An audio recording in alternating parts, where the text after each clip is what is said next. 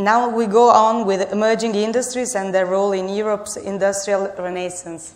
And I give the floor to Joanna Drake, and I invite her to the podium. Thank you. And she is European Commission's Directorate General, Enterprise and Industry, Director for SMEs and Entrepreneurship, and Deputy Special Envoy for SMEs. Thank you. Thank you very much, and good afternoon, everybody. Ladies and gentlemen, I'm very pleased to have this opportunity to address the first European Emerging Industries Conference. I find this conference to be very pertinent in terms of the title, first of all, in terms of the timing and also the scope. But first of all, let me start with the title. How refreshing, Rinascimento, Renaissance. This important period of discovery in Europe's history. It began in Italy, and it's considered the start of the modern world.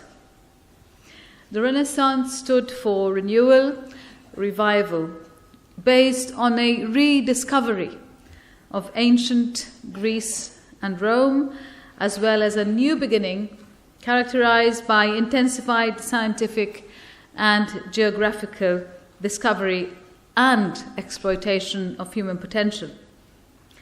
This, in turn, resulted in a more dynamic society and the emergence of what we today call industries. But today, with scarce natural and energy resources and ambitious social and environmental goals, Europe's companies cannot compete on low price and low quality products. We need to reinvent ourselves. Entrepreneurs do it all the time, and this is how they survive. This attitude, this disposition must now rub off on all of us, not least on every actor of the economy.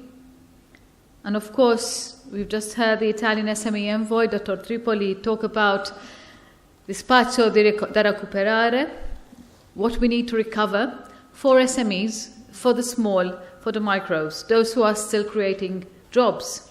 But of course, we're talking about the governance and all layers of governance, whether it's the region, whether it's the national, whether it's the European.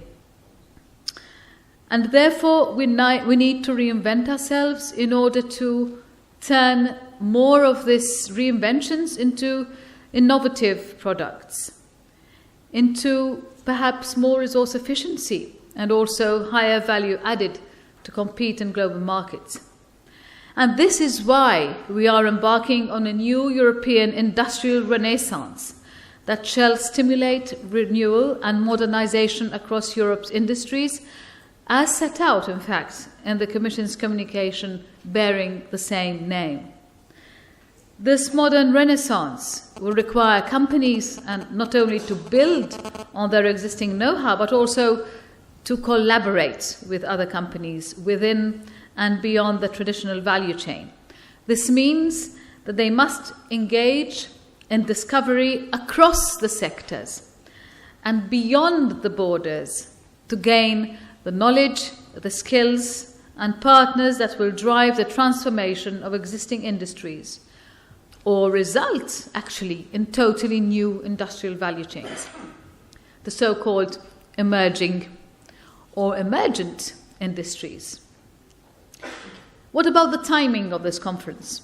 I said at the beginning it's also pertinent because it coincides with the start of the new Commission.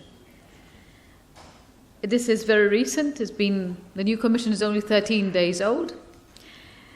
And in his mission letters to the new commissioners, Commission President Jean-Claude Juncker was, I think, very verbose, but also very focused and specific in what he wanted his commissioners to carry out.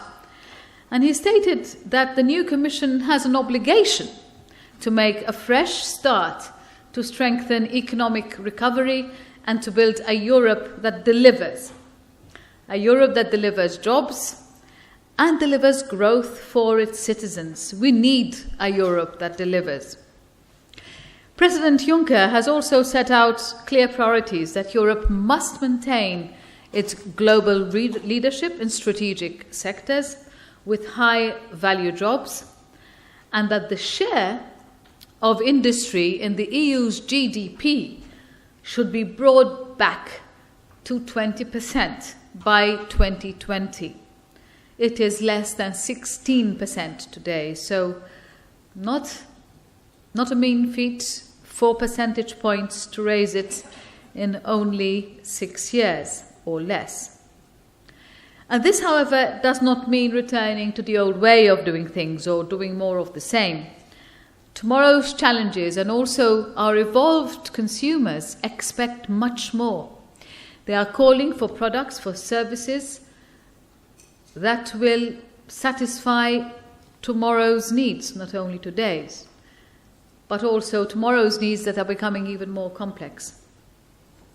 Finally, the scope of the conference. Why is this pertinent? We're talking about emerging industries as new engines for growth.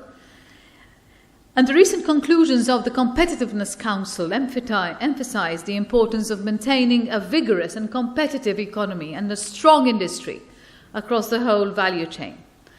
The Council called on the Commission to seize the opportunities arising from new sources of growth, add value to products and services, boost investment, and fully exploit the expertise of European industry, in particular of SMEs.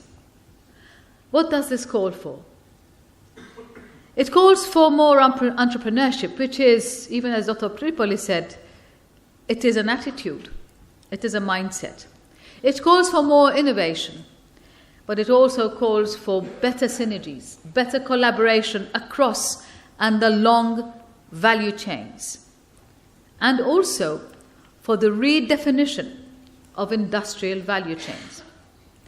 We know that innovation can happen anywhere, but it is at the borders between different sectors where most innovation happens, and it gives rise to what we're discussing today, emerging industries. There are spillovers between industries and cross-sectoral innovation which offer new growth and business opportunities as new industries emerge and old ones are transformed. This cross-sectoral innovation process is driven by a mix of new technologies, service innovation and creativity, and also the need for, I would say, indispensable environmental sustainability. But what is the Commission doing to support emerging industries? How is it walking the talk of Europe's industrial renaissance? First of all, the EU single market for goods and services is, I think, the most valuable asset that we have in the European Union, apart from the people, of course. Notably, in terms of increasing the globalization presence, I would say, of the European Union. The Juncker Commission will renew the strategy for its completion, building on its strengths and eliminating the remaining obstacles.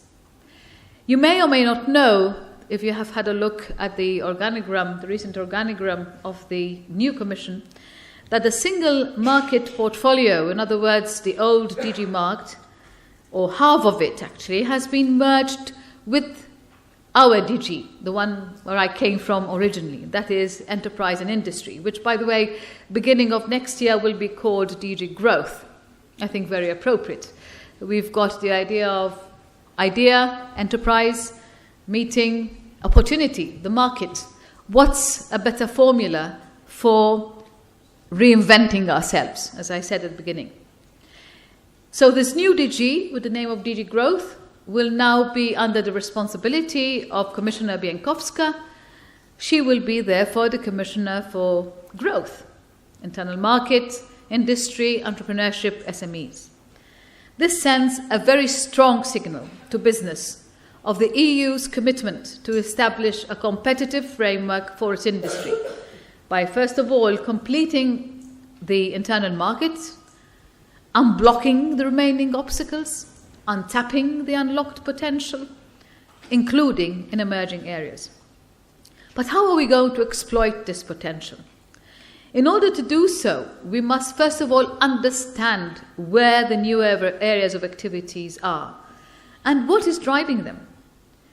Because policymakers need to know this in order to make informed decisions on where to allocate scarce resources to best help our companies, leverage our entrepreneurs, help them take advantage of the new business opportunities, serve as pointers to the new business opportunities.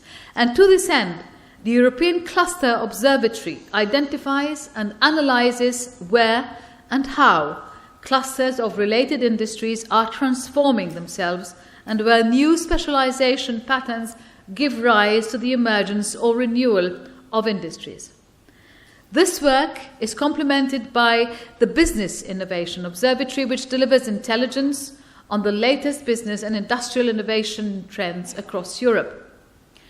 But knowing which industries are being transformed and where innovation is most likely to happen is not enough. We must also ensure that they have the best conditions, the best environment for succeeding. Traditionally, industrial policy and initiatives tend to follow a narrow approach, which does not necessarily take into account the particularities of new industrial value chains or the cross-sectoral dimension of emerging industries. Policymakers need to change their thinking. Yes, and I also refer to European policymakers, apart from regional, national ones. They need to change their thinking from a sector-specific approach to make use of the synergies that arise from the cross-sectoral innovation and collaboration. And this is exactly what I'm suggesting that we'll be dedicating our energies to going forward. At regional level, this implies not only focusing on smart specialization priorities and sectoral silos, but to facilitate crossovers between them.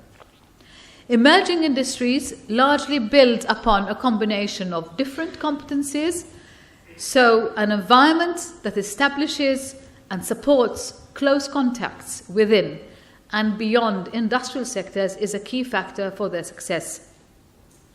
Clusters, of course, can provide such an environment that facilitates new forms of cooperation by combining technologies, services, and products from different sectors and by channeling innovative tools and instruments.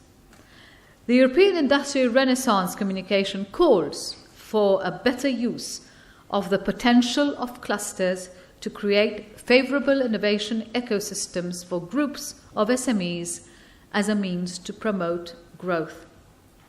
It goes on to say that the focus should not be limited to industrial sectors, but also to facilitate cross-sectoral and cross-border collaboration. So I come to Horizon 2020 and the action Cluster Facilitated Projects for New Industrial Value Chains. This has been designed to capitalize on this role of clusters. They are brokers fostering cross-border collaboration between and cross-sectoral innovation in and by SMEs.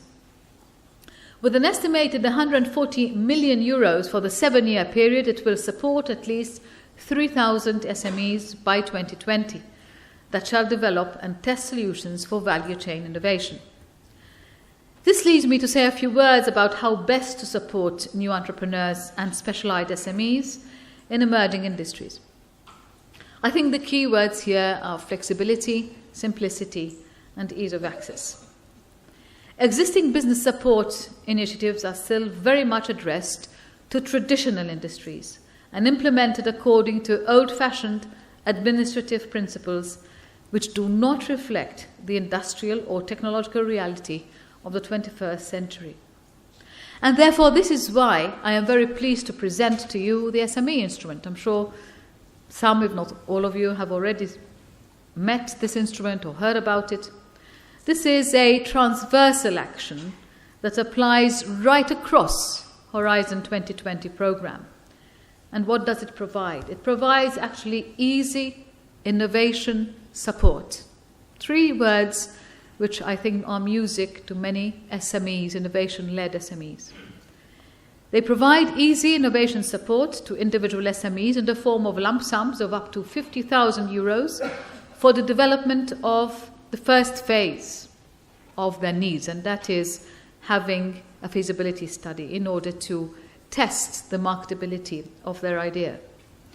In addition, second phase, the SMEs can profit from the assistance of the Enterprise Europe Network, whose members are able to identify tailor-made coaching services for SMEs benefiting from the SME instrument. Also, across all the EU's funding programs, we are experimenting with new models for providing business support, such as through growth and co-working centres, business transfer and matchmaking platforms, innovation and knowledge voucher schemes, crowdfunding and hybrid financing. I also believe we must help them out to enter international value chains. Many regional and national markets in Europe either have a small part of the value chain or have too small a market to allow for continuous growth beyond a certain size. The Enterprise Europe Network helps small companies across all sectors to seize business opportunities in Europe and beyond, and it has become an important gateway for SME internationalization. When it comes to establishing long-term cooperation with strategic international partners, such cooperation is often facilitated by clusters. Under COSME, we support European strategic cluster partnerships that reinforce cluster collaboration across borders and sectors and implement joint internationalization strategies.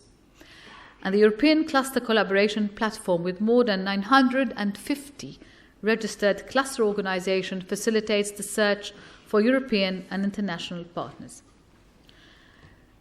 To sum up, if we are really serious about facilitating the emergence of new industries and transforming existing industries in Europe, and about helping our companies become part of global value chains, and we are, then we need to be much more aware of where new ideas are most likely to emerge and what drives them in order to ensure that they develop into viable business propositions. And we need to provide them with adequate support to better exploit the transformative power that arises from cross-sectoral innovation and collaboration. This is the true spirit of Europe's industrial renaissance. I wish you all a very successful conference.